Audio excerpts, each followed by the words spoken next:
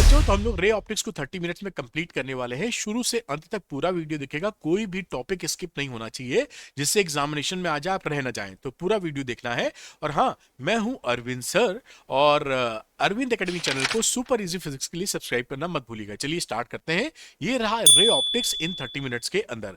कई बच्चों को रहता है कि जो आप पढ़ा रहे हैं सर उसका पीडीएफ मिल जाए, तो कोई दिक्कत की बात नहीं है। आप डाउनलोड कर लीजिए अरविंद एकेडमी ऐप को बेटा। इसका लिंक डिस्क्रिप्शन में मिलेगा। डाउनलोड करके स्टोर सेक्शन में आइए। यहां पर क्लास 12 फ्री पीडीएफ नोट्स आपको दिखाई पड़ेंगे। इसके अंदर जितनी भी पीडीएफ हैं सब की सब अनलॉक हैं। क्लिक करके डाउनलोड कर लीजिए, अपनी पढ़ाई के लिए इस्तेमाल कर लीजिए। बड़ा आसानी है अरविंद एकेडमी ऐप से आपको नोट्स डाउनलोड करना। साथ में मैंने अरविंद एकेडमी टेलीग्राम चैनल बना दिया है। यहां पर मैं आपको अपडेट्स और गाइडेंस देता हूं, जिससे कि जो आप हार्डवर्क कर रहे हैं उसका 100% 100% रिजल्ट आपको मिल सके। इंपॉर्टेंट इंफॉर्मेशन, मैंने आपके लिए श्योर शॉर्ट क्वेश्चन बना दिए हैं पीसीएम के, ऐसे ही क्वेश्चन बोर्ड्स में आएंगे। श्योर शॉर्ट क्वेश्चन है पीसीबी के, ऐसे ही क्वेश्चन बोर्ड एग्जामिनेशन में आएंगे। ऐसे ही क्वेश्चन बोर्ड एग्जाम में आएंगे। ये मैं क्यों कह रहा हूं? क्योंकि ये पिछले 10 साल के ट्रेंड एनालिसिस पर बेस्ड है और मेरे 25 साल का एक्सपीरियंस इसके अंदर लगा हुआ है। मैं ये नहीं कहता कि डिट्टो कॉपी पेस्ट हो जाएंगे, क्योंकि पेपर आउट कराए बिना तो कोई कह नहीं सकता, तो पेपर तो आउट कराया नहीं है, लेकिन इसी टाइप के क्वेश्चन आएंगे, ये पक्का है। और अच्छी बात क्या है कि 20 से 25 क्वेश्चन पर चैप्टर है, आसानी से आप लगा सकते हैं। फुली सॉल्व है, तो सोल्यूशन के लिए कहीं भटकने की जरूरत नहीं, और 100% बोर्ड टारगेटेड क्वेश्चन है। और खुशखबरी क्या है कि जहां पर फिजिक्स का इन्वॉल्वमेंट है, पीसीबी पीसीएम फिजिक्स में, वहां पर मैंने आपके लिए एनसीईआरटी वीडियो सॉल्यूशन, पूरी किताब के एक्सरसाइज के और एग्जाम्पल्स के वीडियो सॉल्यूशन सुपर इजी भाषा में रिकॉर्ड किए हैं, जो मैं यहां पर इसके साथ आपको प्रोवाइड कर दूंगा। तो अगर आपकी मेहनत करने की थोड़ी इच्छा है या करना चाहते हैं, तो श्योर शॉर्ट क्वेश्चन पहले लगा लीजिए। उसके बाद समय निकालकर आप एनसीईआरटी क्वेश्चंस भी लगा लीजिएगा, एक्सरसाइज एंड एग्जांपल्स। शानदार प्रिपरेशन हो जाएगी, श्योर शॉर्ट रिजल्ट हो जाएगा। तो श्योर शॉर्ट क्वेश्चन लेने के लिए आप अरविंद एकेडमी ऐप को डाउनलोड कर लीजिए। उसके बाद स्टोर सेक्शन में जाइएगा। यहां पर आपको कई कोर्सेज मिलेंगे जो आपके लिए हेल्पफुल है। वहां पर श्योर शॉर्ट क्वेश्चन भी मिलेगा, उसको लेकर अपनी पढ़ाई को आगे बढ़ा सकते हैं। चलिए, जिस वजह से ये वीडियो बन रहा है पढ़ाई का, वो वजह यानी पढ़ाना शुरू करते हैं। तो रिफ्लेक्शन ऑफ लाइट आप जानते ही हैं, इसके दो लॉज होते हैं। एक होता है angle I is equal to angle R, ये आपको मालूम है, तो ज्यादा समय देने का कोई मतलब नहीं। दूसरा लॉ होता है कि जो इंसिडेंट रे है और ये जो रिफ्लेक्टेड रे है, at the point of incidence जो नॉर्मल है, ये तीनों एक ही प्लेन में होने चाहिए। तो ये सेकंड लॉ हो जाता है रिफ्लेक्शन का। ये लॉ आपने 10th क्लास में भी पढ़ा था, तो ये आपको क्लियर होगा। साथ में स्फेरिकल मिरर्स की बात करते हैं। जो स्फेरिकल मिरर्स कॉनकेव या कॉन्वेक्स मिरर हम बनाते हैं, एक खोखले ग्लास के गोले से, यानी कि हॉलो स्फीयर को इस तरीके से टोपी नुआ काट लेते हैं, और इसके अगर बाहरी पार्ट पर हम मिररिंग पॉलिश कर देते हैं, तो ये बन जाता है कॉनकेव मिरर। ये देखिए, बाहर वाली बल्जिंग वाले पार्ट पर पॉलिश कर दिया है, और अगर अंदर वाले गड्ढे वाले पार्ट पे पॉलिश कर देंगे यहां पर, तो ये बन जाएगा कॉन्वेक्स मिरर। तो कॉनकेव वो कॉन्वेक्स मिरर स्फेरिकल मिरर्स के ही पार्ट हो गए बेटा। अब यहां पर इनका जो कॉनकेव मिरर होता है ना, ये देखिए कॉनकेव मिरर है, इसके लिए जो फोकस होता है वो रियल फोकस होता है और निगेटिव होता है। यहाँ जो पैरेलल रेज आती है फोकस पे मिलती हैं, तो ये जो फोकस हम लेते हैं रियल, क्योंकि रियल रेज मिल रही हैं, और साइन कन्वेंशन के हिसाब से इसका फोकल लेंथ हमें निगेटिव लेना रहता है, क्योंकि पोल से नापते हैं opposite to the direction of the जो रे आती है, तो इसलिए निगेटिव होता है। और दूसरा, मैं कॉन्वेक्स मिरर की बात करूं तो इसका वर्चुअल फोकस होता है, क्योंकि रेज एक्चुअली मिलती नहीं है, लगता है मिल रही है, और साथ में इसका फोकल लेंथ हम निगेटिव लेते हैं, तो ये पॉजिटिव लेते हैं। तो पॉजिटिव फोकल लेंथ हो गया आपको कॉन्वेक्स का, और निगेटिव फोकल लेंथ हो गया आपके कॉनकेव का। इस तरह इसको याद रखिए। ये हो गया कार्टेशियन साइन कन्वेंशंस। बड़ा ही सिंपल है, सारी चीजों को हम पोल से नापेंगे। तो और जो लाइट इंसिडेंट कराते हैं वो लेफ्ट साइड से इंसिडेंट कराते हैं।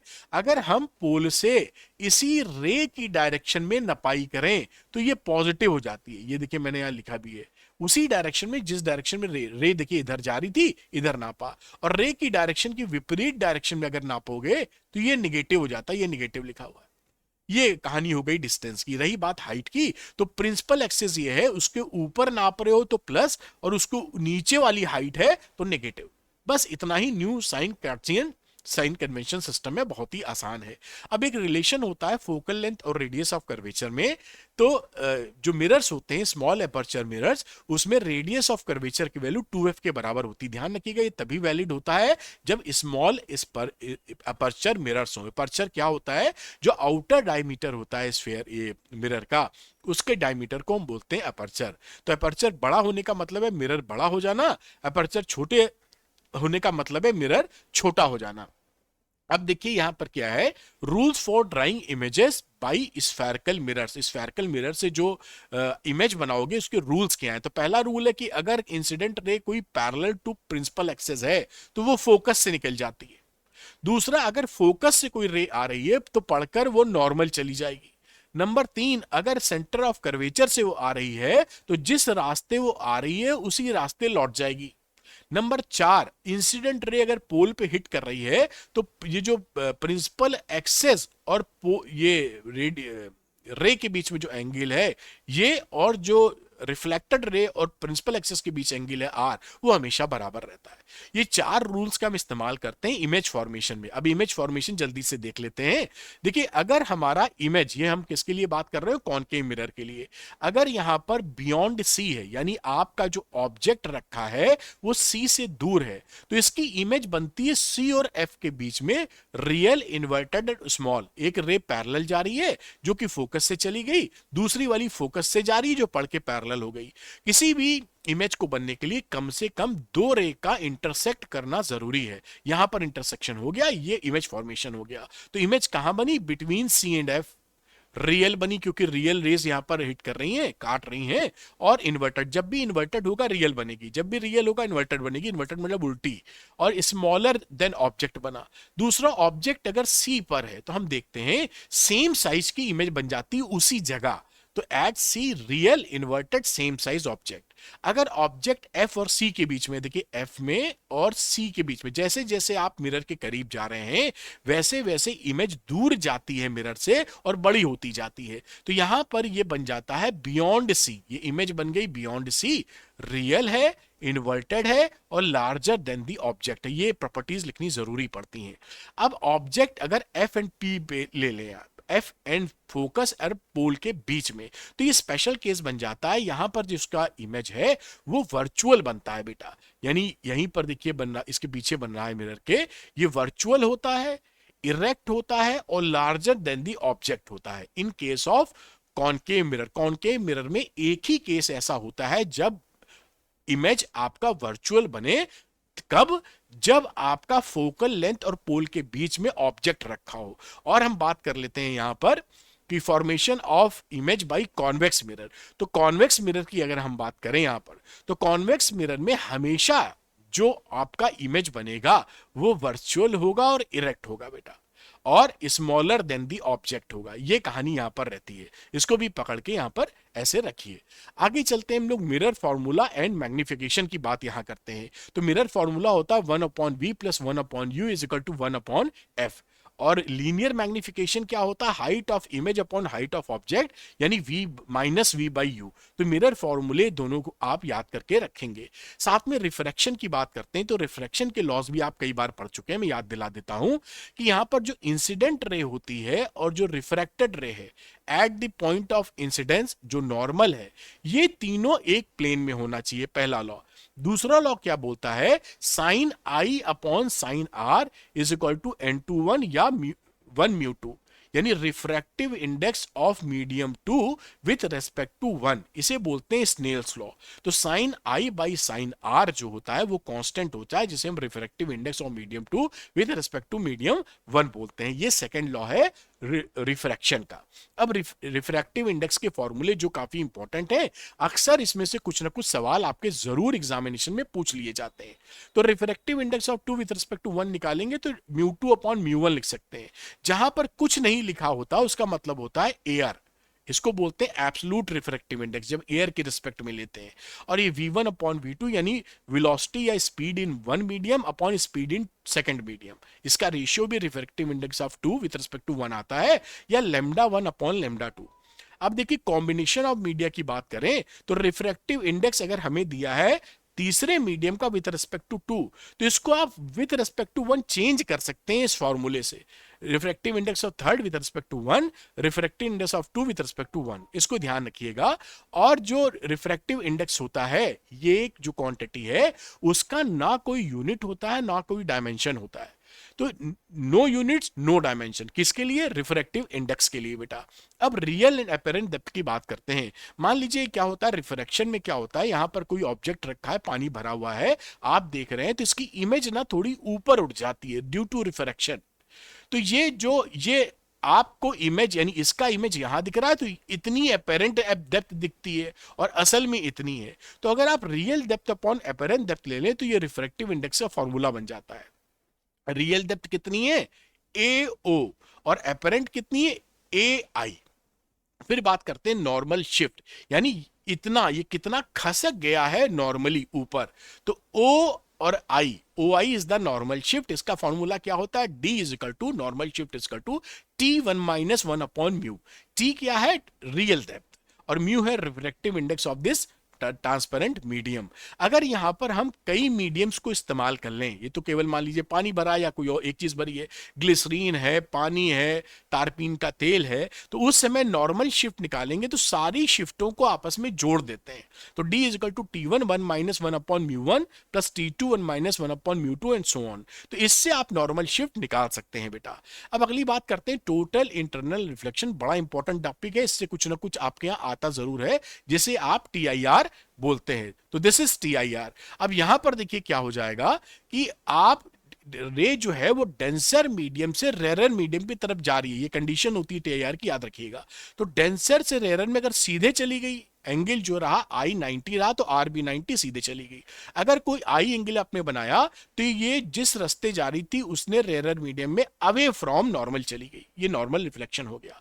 अब अगर आप ऐसा एंगल को और बढ़ा देते हैं, आई को बढ़ा के इतना एंगल कर देते हैं कि जो रेरर मीडियम में रिफ्रैक्शन वाला एंगल है वो 90 हो जाए, तो उस समय इस एंगल को बोलते हैं क्रिटिकल एंगल। तो डेंसर मीडियम का वो एंगल जिसके लिए रेरर मीडियम का रिफ्रैक्टिव एंगल 90 डिग्री हो, उसे हम बोलते हैं यहां पर IC या क्रिटिकल एंगल। अगर आप नहीं माने, क्रिटिकल एंगल से ज्यादा बड़ा एंगल आपने कर दिया, I is greater than IC, तो रे वापस डेंसर मीडियम में रिफ्लेक्ट कर जाती है। इसी को बोलते हैं total internal reflection. Total internal reflection क्यों? क्योंकि नेचर ने क्या कर रखा है, जब भी TIR होता है लगभग पूरी एनर्जी जितनी जा रही है उतनी ही इधर रिफ्लेक्ट हो जाती है। ये स्पेशलिटी इसकी होती है, इसीलिए टोटल इंटरनल रिफ्लेक्शन बोलते हैं। इसका एक, ये देखिए, इसकी दो कंडीशंस हैं TIR होने के लिए। रे जानी चाहिए डेंसर से रेरर, कभी भी रेरर से डेंसर में नहीं होगा, और जो एंगल ऑफ इंसिडेंस है वो क्रिटिकल एंगल से बड़ा होना चाहिए। ये दो कंडीशन मीट आउट होंगी तभी TIR की घटना घटेगी। और रिलेशन बिटवीन क्रिटिकल एंगल और रिफ्रैक्टिव इंडेक्स क्या होता है? Mu is equal to upon mu is equal to 1 upon sine IC, यानी क्रिटिकल एंगल का साइन IC ले लेंगे तो refractive index of denser medium आपका निकल आएगा। ये बड़ा इंपॉर्टेंट है आपके न्यूमेरिकल्स के लिए और जगह जगह इस्तेमाल होता रहता है। अब जो आपका TIR की घटना होती है, टोटल इंटरनल रिफ्लेक्शन, उसका एक एप्लीकेशन आपके कोर्स में है, वो है ऑप्टिकल फाइबर। तो ये ऑप्टिकल फाइबर की रियल फोटो है, ये पढ़ने के लिए। ये देखिए कोर होता है बीच में, ऊपर से क्लैडिंग और ये बफर कोटिंग होती है जिससे कि इसकी सेफ्टी बनी रहे। तो ये जो कोर होता है, इसका जो रिफ्रैक्टिव इंडेक्स होता है म्यू 1, इस क्लैडिंग के रिफ्रैक्टिव इंडेक्स से बड़ा होता है। हम यहां पे देखिए इस फोटो में हम कोर से लाइट को भेजते हैं, ये लाइट को भेजा, ये देखिए ये अंदर वाला ये कोर है, ये देखिए लिखा हुआ है कोर, ये अंदर वाला, और ये जो है ये क्लैडिंग है। तो रिफ्रैक्टिव इंडेक्स कोर की होती है ज्यादा, यानी डेंसर से रेरर की तरफ ये रे जा रही है, और ऐसे एंगल पे भेजते हैं कि इसका जो एंगल ऑफ इंसिडेंस है वो क्रिटिकल एंगल से बड़ा हो जाए। तो हमेशा ये हिट करती रहती है अंदर ही, यानी ट्रैप हो जाती है ऑप्टिकल फाइबर के अंदर, और जहां चाहे हम वहां इसको भेज सकते हैं। यानी जैसे नल का पाइप होता है ना कि घुमा दीजिए तो पानी घूम जाएगा, वैसे ही रे को, लाइट को आप घुमा सकते हैं। और साथ में अच्छी बात क्या है कि TIR में एनर्जी लगभग कंजर्व रहती है। तो हम लोग इस सिग्नल्स को, जो ऑप्टिकल सिग्नल्स होते हैं, उसको हजारों किलोमीटर दूर बिना किसी लॉस ऑफ सिग्नल हम इसको भेज सकते हैं। और इंटरनेट वगैरह तो ऑप्टिकल फाइबर से आ रहा है, यहां भी इंटरनेट मैं जो यूज करता हूं वो भी ऑप्टिकल फाइबर का है, जिससे स्पीड अच्छी मिले आपको। तो ये सब इसके फायदे हैं बेटा। अब बात करते हैं स्फेरिकल लेंस की। तो लेंस क्या होते हैं? लेंस एक ऐसा मीडियम होता है, रिफ्रैक्टिंग मीडियम होता है, जो कम से सरफेस से घिरा होता है, जिसमें से कम एक सरफेस आपकी कर्व्ड होनी चाहिए। ये देखिए, तो दोनों ही कर्व्ड हैं। अगर दोनों में से कोई कर्व्ड नहीं है तो ये लेंस नहीं होगा, ये स्लैब बन जाएगा। अगर इसमें से एक हमने कर्व्ड कर दी तो ये बन जाएगा लेंस। तो रिफ्रैक्टिव मीडियम से बाउंडेड एक मीडियम है जो दो सरफेस से घिरा रहता है, जिसमें कम से कम एक सरफेस आपकी कर्व्ड होनी जरूरी है। कन्वर्जिंग लेंस को बोलते हैं क्योंकि रेस को ये कन्वर्ज करता है। और दूसरा होता है कॉनकेव या डाइवर्जिंग लेंस। तो कॉनकेवेक्स लेंस होता है बीच से मोटा, किनारे पे पतला, और कॉनकेव लेंस होता है बीच से पतला और एजेस पे थिकर, मोटा। तो ये कॉन्वेक्स और कॉन्वेक्स लेंस की कहानी है। अब इसमें एक्चुअली लेंसेज में दो फोकस के फॉर्मूले होते हैं। अगर आपकी फोकस से रे जा रही है तो पढ़ के पैरेलल हो जाता है, इसको बोलते हैं पहला फोकस।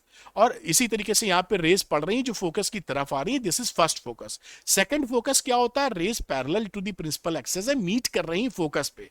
और ये कॉनकेव लेंस के लिए पैरेलल रेज है जो लगता है कि फोकस से निकल के आ रही हैं। नॉर्मली जब हम फोकस की बात करते हैं तो सेकंड फोकस की ही बात करते हैं, जब तक आपसे बोला ना जाए। तो यहां पर ध्यान रखिएगा, जो कॉन्वेक्स लेंस होता है रियल फोकस है, क्योंकि रियल रेज देखिए मीट आउट हो रही हैं। साथ में ये जो कॉनकेव लेंस होता है इसके लिए वर्चुअल फोकस है, ऐसा लगता है रेज मीट कर रही है। और कॉन्वेक्स लेंस जो होता है उसके लिए पॉजिटिव फोकस लेते हैं, पॉजिटिव, और इसके लिए लेते हैं negative focus. Concave focal length is negative, इसको याद रखिएगा, आसानी होगी। अब हम रिफ्रैक्शन एट स्फेरिकल सरफेस पढ़ेंगे। तो यहां पर मैं पहला एग्जांपल ले रहा हूं कॉन्वेक्स सरफेस का। यहां ध्यान रखिएगा, कॉन्वेक्स सरफेस में चार केस बनते हैं। जैसे ये देखिए, ऑब्जेक्ट रखा है रेयरर मीडियम में। तो जब ऑब्जेक्ट रेयरर मीडियम में होगा तो इसकी इमेज या तो रियल बनेगी, इस समय रियल है, या आपकी ये देखिए वर्चुअल है। तो दो, ये देखिए ऑब्जेक्ट आपका रेयरर में ही है। ऑब्जेक्ट अगर रेयरर मीडियम में है तो दो केस हो सकता है कि इसकी इमेज रियल बने या वर्चुअल बने। ऐसे ही बात कर ली कि ऑब्जेक्ट जब डेंसर मीडियम में है तो उसकी इमेज रियल बनेगी या फिर उसकी इमेज वर्चुअल बनेगी। दोनों ही केस में ऑब्जेक्ट यहां डेंसर मीडियम में। तो जब रेयरर में है तो रियल वर्चुअल, जो डेंसर में है तो भी रियल वर्चुअल। तो in case of convex surfaces there are four cases. ठीक, अगर हम बात करते हैं कॉनकेव सर्फेसेस की तो यहां पर केवल दो केस उत्पन्न होते हैं, क्योंकि दोनों के सभी केसेस के लिए इमेज बनती है वर्चुअल। अगर आपका ऑब्जेक्ट रेयरर में है तो भी इमेज बन गई वर्चुअल, और अगर ऑब्जेक्ट रखा है डेंसर में तो भी इमेज बन गई रियल। अच्छी बात यह है कि इन छह केसेस के लिए, चार वो और दो ये, इन छह केसेस के लिए फॉर्मूला एक होता है। तो ये रिफ्रैक्शन फॉर्मूला आपके सामने लिखा है। बस ध्यान ये रखना होता है कि रे कहां से कहां जा रही है। जैसे ऑब्जेक्ट अगर रखा है रेयरर मीडियम में, हमेशा रे जाती है ऑब्जेक्ट से ही। तो रेयरर से डेंसर में अगर रे जा रही है, यानी ऑब्जेक्ट रेयरर मीडियम में रखा है, तो μ2 upon we minus μ1 upon U equal to μ2 minus μ1 upon are.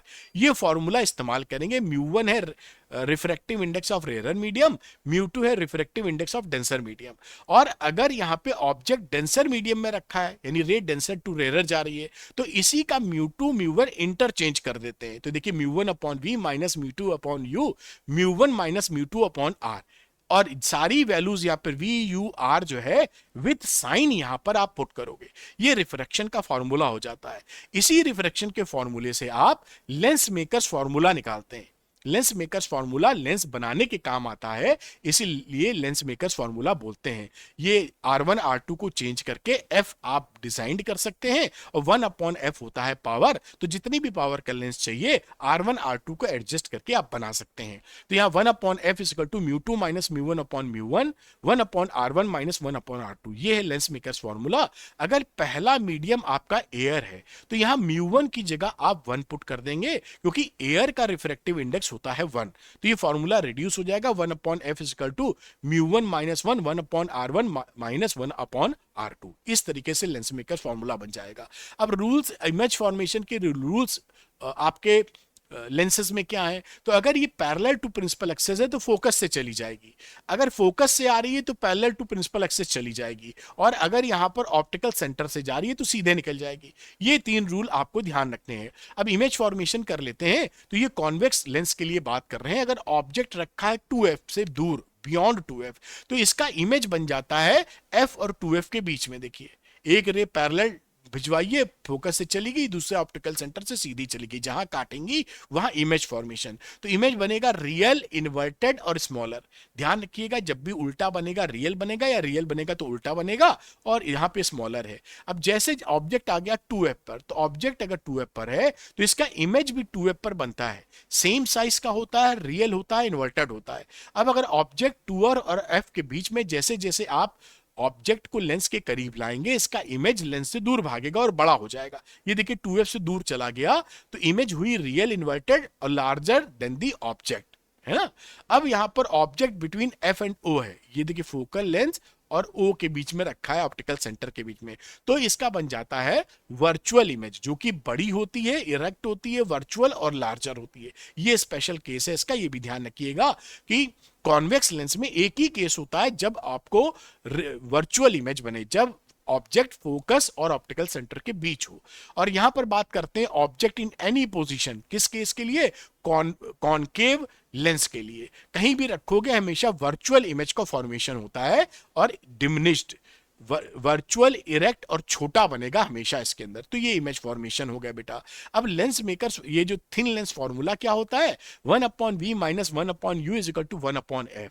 या लीनियर मैग्निफिकेशन की बात करें तो यहां भी height of image upon height of object आता है, जिसे v/u से आप बताते हैं, दिस इज लीनियर मैग्निफिकेशन। अब पावर ऑफ ए लेंस, तो पावर ऑफ ए लेंस कैसे डिफाइन करते हो, P is equal to 1/f। अगर f को आप मीटर में डाल रहे हो तो पावर SI यूनिट डायोप्टर होती है, डायोप्टर में निकल आएगा। और क्योंकि लेंस मेकर्स फॉर्मूले में 1/f आता था तो P को बराबर कर दो, तो P is equal to 1/f μ1 minus 1 1/r1 minus 1/r2। ये लेंस जब एयर में है तो पावर यहां से निकाल लेंगे। ये टोटल मैग्निफिकेशन, अगर कई लेंसेज लगा दिए गए हैं एक से एक सटा सटा के, तो m की वैल्यू हो जाती है m1 into m2 into m3 and so on. ध्यान रखिएगा SI यूनिट आपकी पावर की डायोप्टर होती है। अब अगर दो लेंसेस को इन कांटेक्ट लगा दिए हो तो उस समय जो इनकी फोकल लेंथ है वो 1/f is equal to 1/f1 plus 1/f2 के हिसाब से जुड़ जाती है, या सिंपली पावर ऐड हो जाती है। ध्यान रखना, जब लेंसेस कांटेक्ट में है तो ये फॉर्मूला लगाना है आपको। अब आती प्रिज्म की बात, तो प्रिज्म क्या होता है, एक ग्लास का या ट्रांसपेरेंट मीडियम का वेज शेप्ड पोर्शन होता है, इसी शेप को वेज बोलते हैं। और ये इसकी रिफ्रैक्टिंग सरफेसेस है, दो सरफेसेस होती है, और ये बीच का एंगल जो होता है एंगल ऑफ प्रिज्म बोला जाता है ए, है ना। और ऐसे आप फोटो बनाते हैं, ये ट्रायंगल जो है इसको ऐसे दिखाते हैं, होता है ये 3D है, इसे बोलते हैं प्रिंसिपल सेक्शन बेटा। अब देखिए, अब क्या होता है कि यहां पर समझिए कि मान लीजिए आपने प्रिज्म के एक साइड पर एक रे को इंसिडेंट कराया, नॉर्मल से इसने एंगल बनाया आई। अब ये रेयर मीडियम था, ये डेंसर मीडियम, तो डेंसर मीडियम की तरफ ये क्या करेगी, डेंसर मीडियम में नॉर्मल की तरफ बेंड कर जाएगी।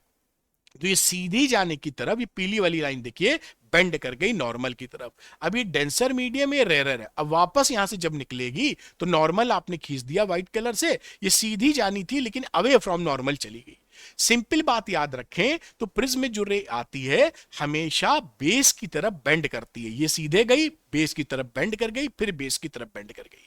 अब जो रास्ता था सीधे जाने का और अल्टीमेटली इधर से गई है, उन दोनों के बीच का जो एंगल होता है उसको आप बोलते हैं एंगल ऑफ डिविएशन, है ना। जहां जा रही थी और अल्टीमेटली जहां चली गई उसके बीच का एंगल। तो यहां देखिए, ये आई एंगल है, ये आई डैश एंगल है। अगर ये आई प्लस आई डैश को जोड़ दीजिए तो angle of prism plus deviation, ये फॉर्मूला बड़ा इंपॉर्टेंट है, याद रखिएगा।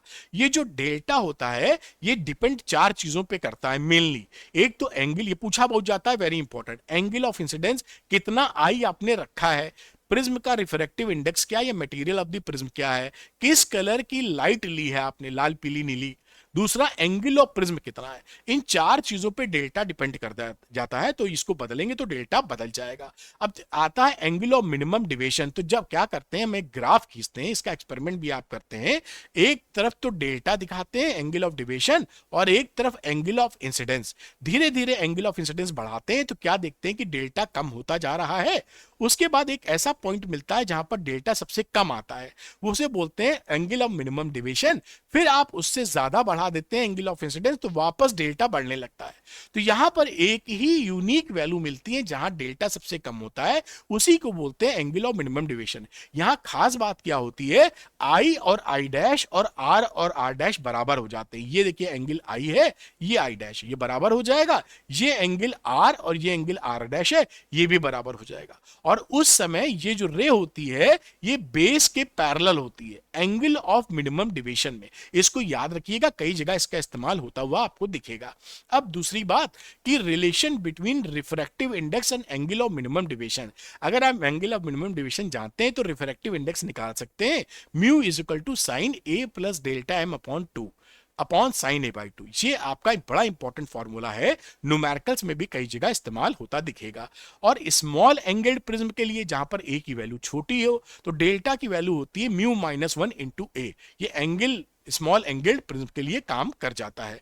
अब अगली बात करते हैं हम लोग ऑप्टिकल इंस्ट्रूमेंट। तो हमारे कोर्स में जो ऑप्टिकल इंस्ट्रूमेंट हैं वो सिंपल माइक्रोस्कोप, कंपाउंड माइक्रोस्कोप और एस्ट्रोनॉमिकल टेलीस्कोप, ये तीन है। हमेशा इससे हम दो तरह के मैग्निफिकेशन को ट्रीट करेंगे। एक फाइनल इमेज एट डी का मतलब है 25 centimetre, least distance for distinct vision. एक नॉर्मल हेल्दी ह्यूमन बीइंग के लिए 25 सेंटीमीटर वो डिस्टेंस होता है जहां तक वो साफ देख सकता है। तो यहां पर इसको बोलते हैं स्ट्रेन्ड आई। ये क्यों करते हैं, 25 सेंटीमीटर फाइनल इमेज बनाते हैं 25 सेंटीमीटर दूर, जिससे कि मैग्निफिकेशन आपको लार्जेस्ट मिले। हाँ, आंखों पे थोड़ा जोर पड़ता है, इसलिए इसको स्ट्रेन्ड आई बोलते हैं। दूसरा मैग्निफिकेशन लेते हैं final image at infinity. Infinity यानी बहुत दूर इमेज बनाते हैं। उसके लिए हमें जो मैग्निफिकेशन है वो कम मिलता है, मिनिमम मिलता है, लेकिन रिलैक्स्ड आई रहती है, हमारे लिए आंखों पर जोर नहीं पड़ता, काफी देर तक, घंटों तक आप उसको देख सकते हैं। और इसे बोला जाता है नॉर्मल एडजस्टमेंट, और इसे बोलते हैं फाइनल इमेज एट डी या स्टैंड आई के लिए।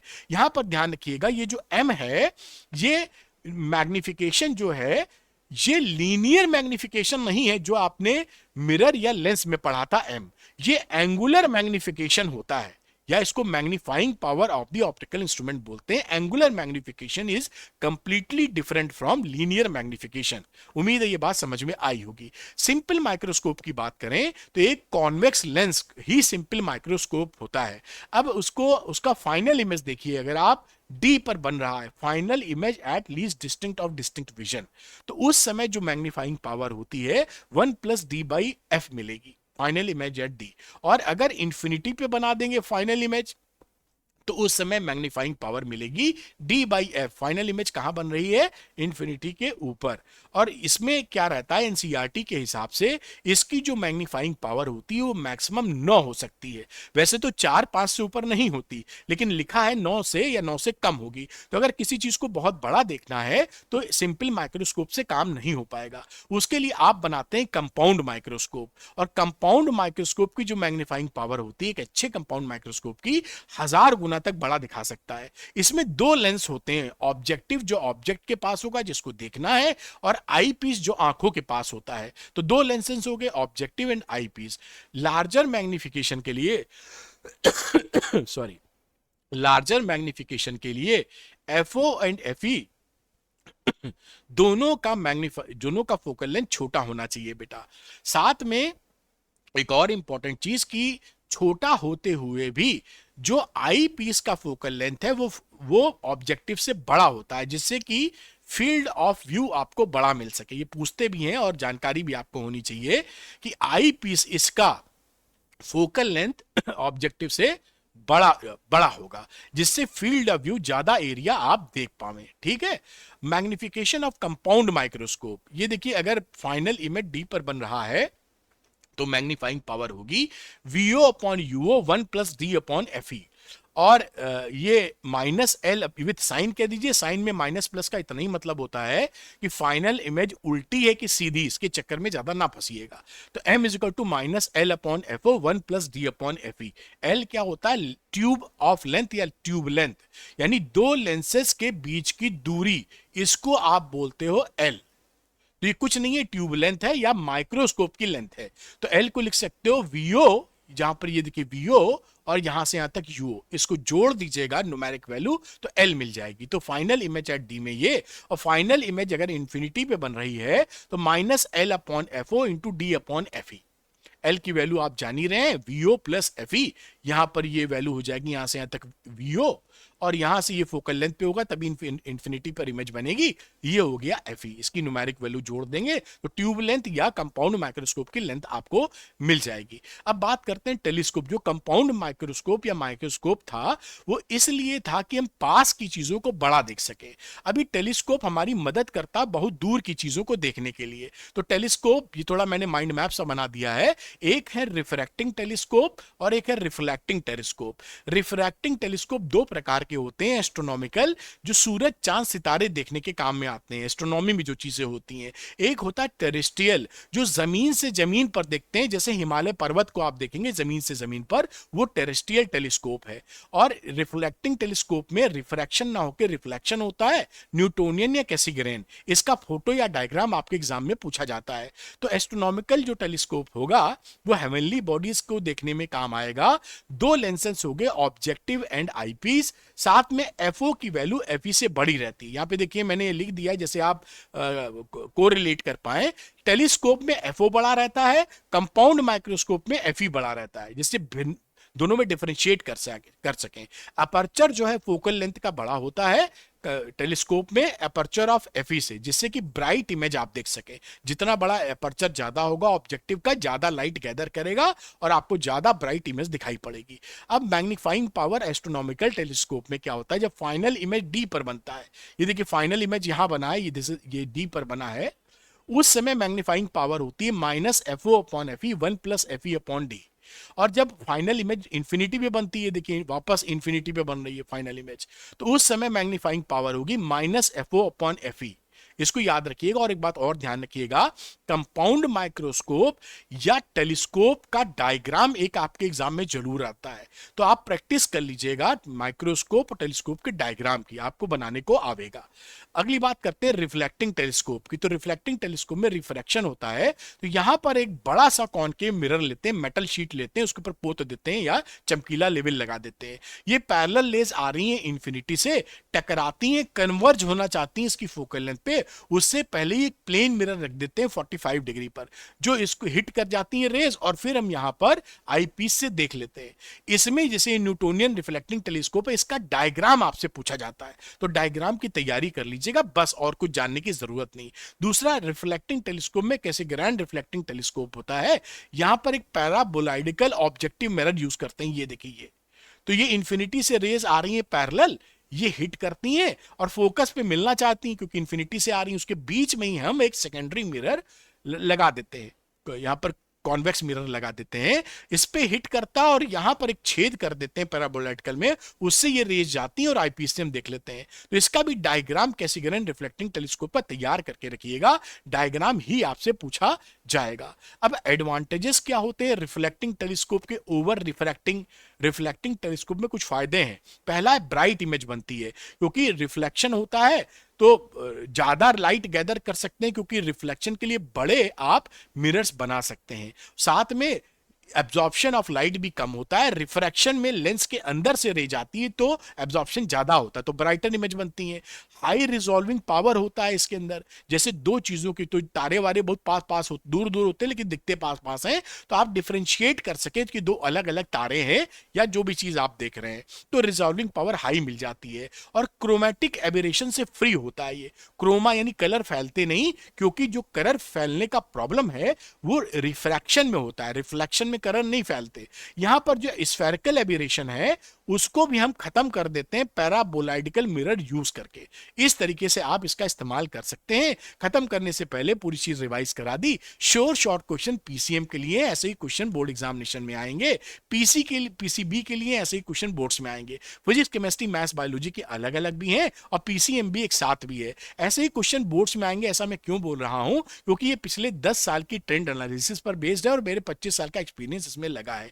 इसी टाइप के क्वेश्चन आपके एग्जाम में बोर्ड में पूछे जाएंगे। अच्छी बात क्या है, 20 से 25 क्वेश्चन पर चैप्टर है, आसानी से इसको आप लगा सकते हैं। फुली सॉल्व्ड है, सोल्यूशन के लिए भटकना नहीं है और 100% बोर्ड टारगेटेड क्वेश्चन है, यानी इसी टाइप के क्वेश्चन आपके बोर्ड्स में मिलेंगे। और खुशखबरी क्या है कि जहां पर फिजिक्स का इन्वॉल्वमेंट है वहां पर मैंने एनसीईआरटी वीडियो सॉल्यूशंस पूरी क्लास 12 फिजिक्स का एक्सरसाइज और एग्जाम्पल्स का वीडियो सॉल्यूशन रिकॉर्ड करके सुपर इजी लैंग्वेज में आपको दे दिया है। आप अगर मेहनत करने की इच्छा रखें तो श्योर शॉट लगाने के बाद एनसीईआरटी की भी मदद ले लें, श्योर शॉट रिजल्ट आना पक्का है। तो जो बच्चे श्योर शॉट क्वेश्चन लेना चाहते हैं वो अरविंद एकेडमी ऐप को डाउनलोड कर लीजिए, उसके स्टोर सेक्शन में जाइएगा, वहां पर आपको कई हेल्पफुल कोर्स दिखेंगे, श्योर शॉट भी दिखेगा। श्योर शॉट क्वेश्चन लेकर अपनी पढ़ाई को पक्का कर सकते हैं, बोर्ड के लिए तैयारी कर सकते हैं। Thank you very much. और अरविंद एकेडमी चैनल को सब्सक्राइब करना मत भूलिएगा। Thank you, good luck to you, bye बेटा।